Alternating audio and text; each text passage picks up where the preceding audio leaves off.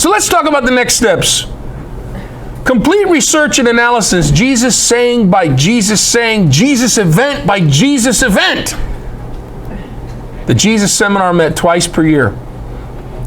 2 scholars would be assigned to write extensive research work on a single Jesus saying. This would be followed by all the Jesus seminarists engaging in extensive debate and discussion over this extensive research work, which would last about half a day. In about 4 days, the Jesus Seminar could debate about 4 to 6 Jesus sayings. This was followed by what the context group of scholars, especially Richard Rohrbaugh, believed was the most harebrained idea that Robert Funk had ever come up with in his career. They voted. It was a funky idea. It was it funked the house up. They voted on every saying in terms of it being authentically from the historical Jesus or not. They had to vote red, pink, gray, or black, and they got given marbles with these colors. No buzzers? No marbles. No buzzers. Do-do-do-do. That'd be awesome. It was almost like, actually, you know what? In a way, in a strange way, this relates to Celebrity Jeopardy on SNL, but we won't go there. The day is mine. All the scholars were given 4 colored marbles, 1 red, 1 pink, 1 gray, and 1 black. If Robert was there, maybe. All those balls. The basket would come around, you drop your colored marble wherever, whatever, if you thought it was, well, I'll explain how it goes. Here's what the vote meant, okay? If you got presented a Jesus saying after all this debate, and there was a lot of time and a lot of energy put into it, okay? After all that presentation was done and all that o'clock, red meant the historical Jesus undoubtedly said this or something very like it. Pink meant the historical Jesus probably said something like this. Gray meant the historical Jesus did not say this, but the idea in it contains something like his own. Black, the historical Jesus did not say this. It represents the content of a later tradition. So if you were a scholar at the Jesus Seminar and after reading all the research of a particular saying and after hearing all the debate and discussion on that same saying, and you think it actually goes back to Jesus stage 1, when the basket comes around, drop in the red. All right? However, after all that research and debate on a particular saying, you think Jesus probably said something like this, drop in the pink. If you say Jesus did not say this, but the idea is that it has something like his own, drop in the gray. But if you think that Jesus did not say this because it represents perspectives from a later time, drop in the black. The Jesus Seminar went through all 503 Jesus sayings with that procedure. A lot of time. Voting red, pink, gray, or black on every saying. Scholar Richard Rohrbaugh will never forget being in Atlanta, Georgia, when the Jesus sayings under discussion were the Lord's Prayer. And the headlines of the Atlanta Constitution that Sunday morning read in big, red, bold letters, "Scholars say Lord's Prayer not from Jesus."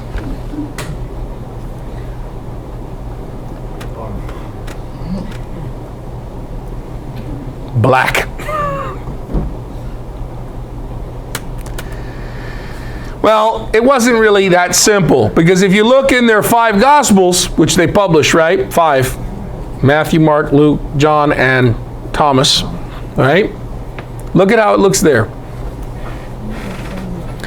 See, it hit the proverbial fan. Newspaper people were calling the scholars constantly. Things went wacko, and Funk loved it.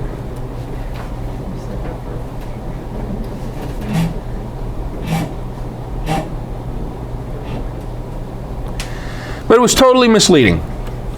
It is true that most scholars, those of the context group included, agree that the Lord's Prayer, as we have it now, is probably not from stage 1, Jesus, because it's too polished and shows evidence of long, careful use in Greek. But if you ask how did the Jesus Seminar, and within it the context group scholars, voted on the individual phrases in the prayer, most votes came out pink or red.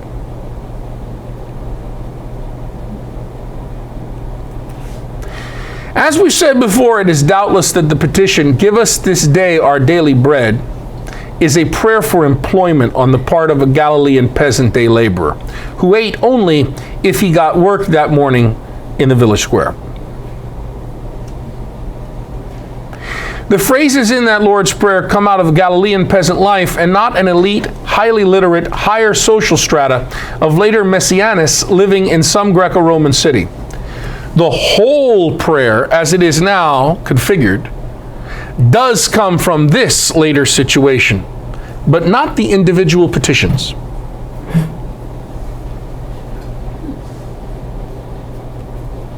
The origins of that prayer are in the lives of starving peasants in the first century Galilee.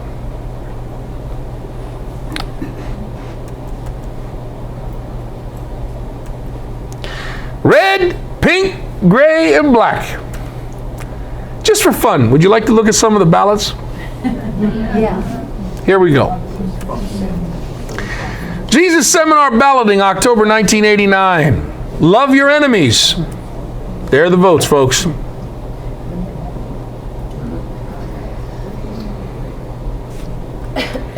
"67 scholars voted red for love your enemies." But look at what follows.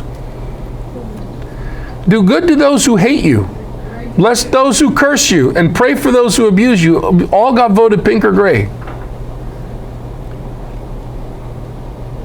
By the way, how do these scholars know? I mean, okay, so you're using the criteria. Great. And a combination of like 10 criteria. Awesome. What's missing? Their filters, their baggage. Remember, you still had your baggage. Your cultural baggage, your theological baggage, or lack thereof. Let's say you're an atheist. It's all BS. That's hard to shake, right? Your gender baggage.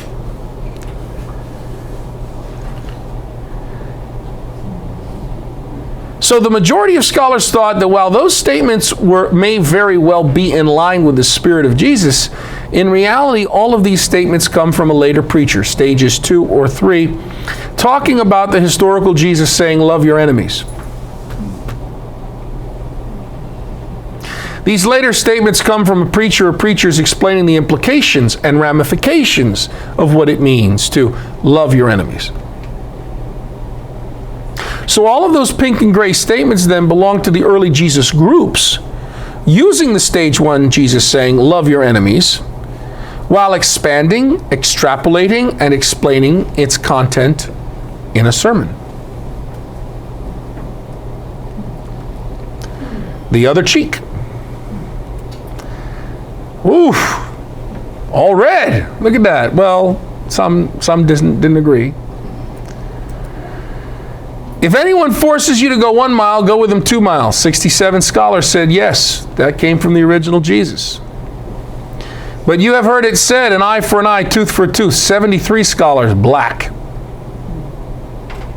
Doesn't that come from the Old Testament? Yeah, but did Jesus say that? Oh.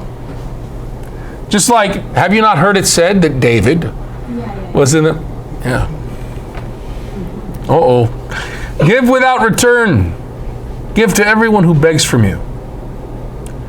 Oh, sorry. Going too fast. My bad. My bad. Look at it for a minute. Lilith is getting upset, Bill. You don't want to get Lilith upset at me. Oh my God. Robert's going to get really in trouble. Look at this kid. Love you, Begonia. Gospel of Thomas, Logion 95. "If you have money, do not lend at interest, but give to him from whom you will not receive it back. Pink.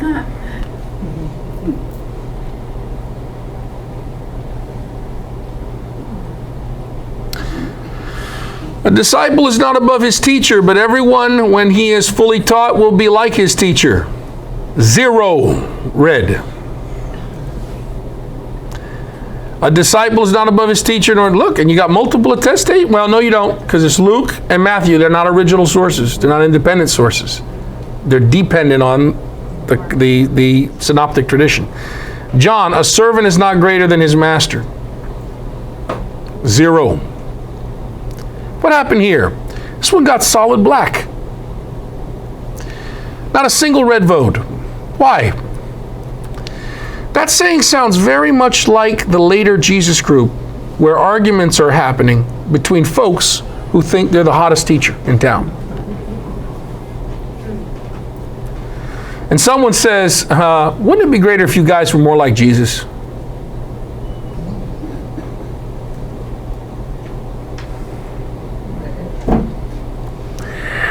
This all looks like later sermonic material.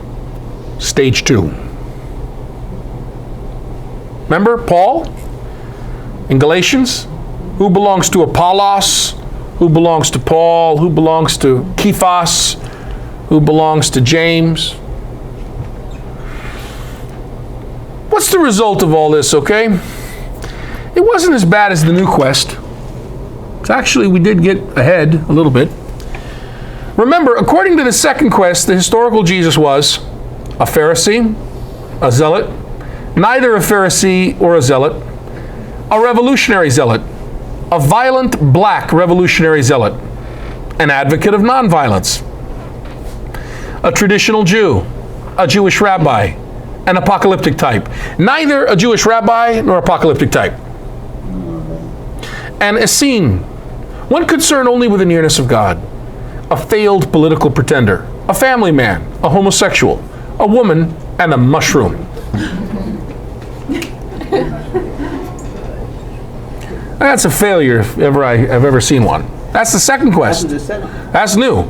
Well, we didn't get that from the Jesus Seminar. We didn't get that from the third quest, did we? We got a little better. However, after the Jesus Seminar voting had happened, the number of books published by the historical Jesus was mind-boggling. In one 3-month period, 17 books were published by Jesus seminarists. While not as harebrained as the second quest scholars, there tended to be a broad consensus among these scholars, with the exception of those dozen scholars founding members of the context group. What was the broad consensus about Jesus from everybody in the Jesus Seminar except the context group? Well, I'll tell you that as we go forward. The context group scholars believed that the broad consensus was dead wrong. The context group, let me tell you a little story about how the context group was involved in the votings, and they took part in the Jesus Seminar votings up until the point where they discussed the Jesus saying about the evil eye. With the exception of the dozen context scholars, all the other scholars voted gray or black. Context group scholars John Elliott and Richard Rohrbaugh went to Funk telling him, "Stop, slow down. You are making mistakes because you do not understand the culture." Jesus most absolutely, this is red, it should be voted red. You don't understand. According to the understanding of the context group, almost definitely Jesus said this. Elliott and Rohrbaugh, on behalf of those dozen context group scholars, tried their best to explain to Funk why he and the other scholars were forcing this saying into our Western culture awareness, and if they only read it according to the cultural awareness from which it came, ancient Mediterranean, it would look to them altogether different. Not gray or black, but red. This ended in one of the greatest shouting matches the world has ever known. It did not end in Funk's office between a handful of scholars. It spilled out It went on and engulfed the entire context group and the Jesus Seminar.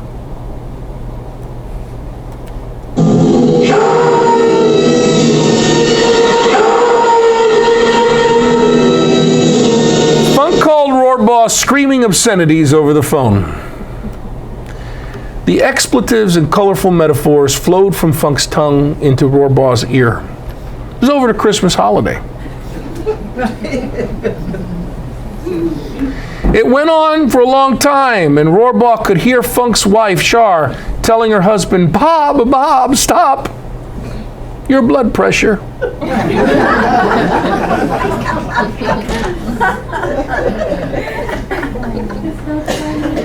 The bottom line was that all the scholars who worked on the cultural and social world of early Christianity, the Jesus groups, the Jesus movement, the Old to New Testaments, meaning the context group of scholars, quit the Jesus Seminar. They told Funk and all of the Jesus seminarists, if you are not willing to take culture into account, the project, Jesus Seminar, has no validity. Hey, thanks for watching. Just continue the playlist for the next part of the study. If you have further questions, this is good. They will get addressed, so keep watching. If you found value, please subscribe, like, and share. As always, questions, comments, and criticisms are most welcome. God bless you.